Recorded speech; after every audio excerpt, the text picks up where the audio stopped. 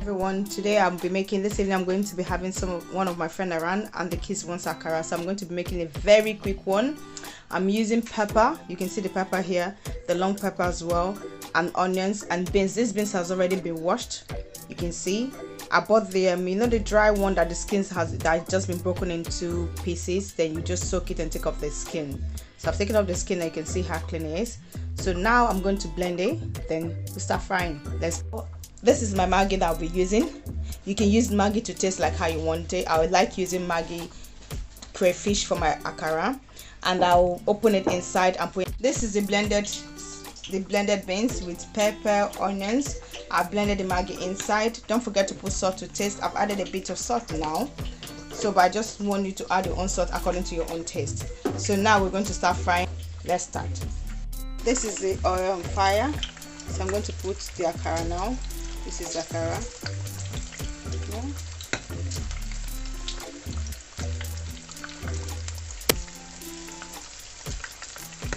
It's frying now. Kitchen roll in the plate while the akara is frying. So when the akara is fried, you're going to take the akara and put it inside the bowl, okay, and it will help soak up the oil. So now I'm going to turn the akara the other way around and let the other side cook, and you leave it to fry. Make sure the heat is not too much on the akara so it doesn't start burning without cooking inside. You want it well cooked, not burning outside. I'm just doing a quick one, so I'm making it very big today. Okay.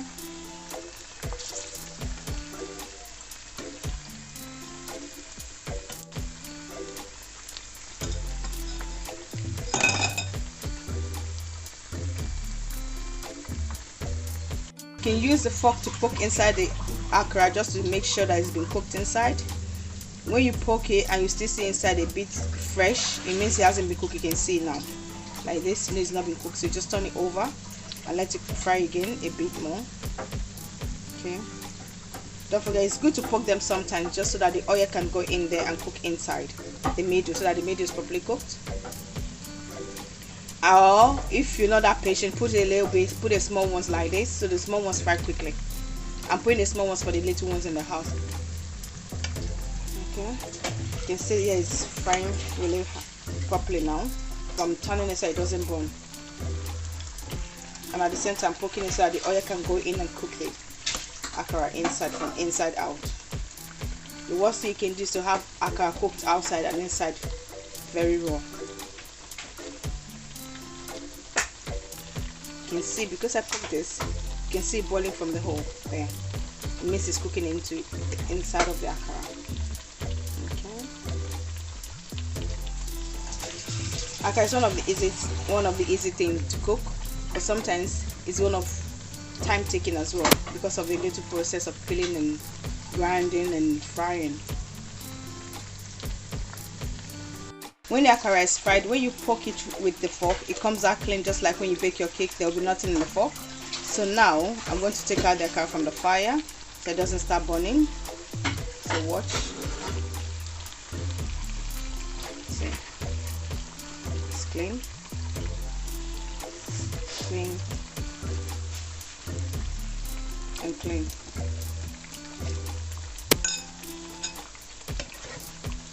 Now we're taking out from the fire.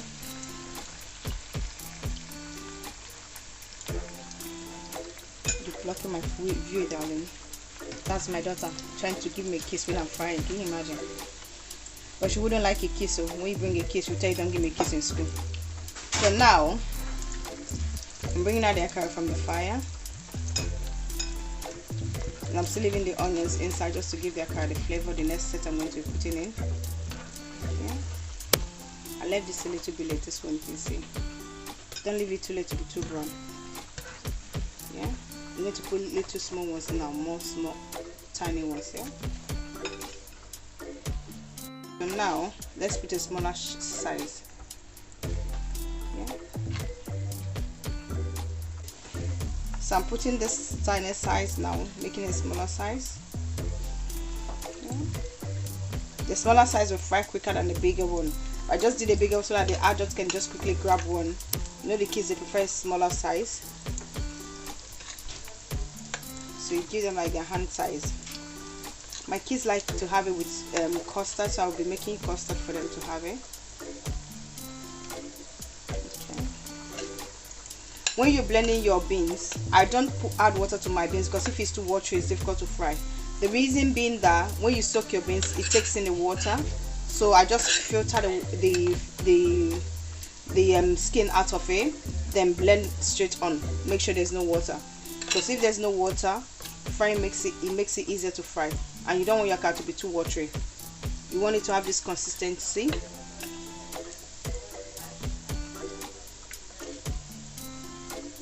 So now we're going to turn the akara around for the back to cook, to fry. Yeah, see, you can see that.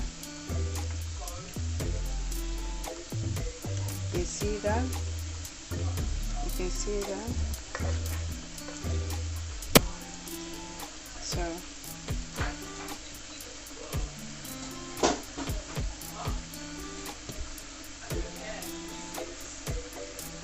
okay, yeah. Leave it on the fire for it to just get cooked again on the other side before you bring it out.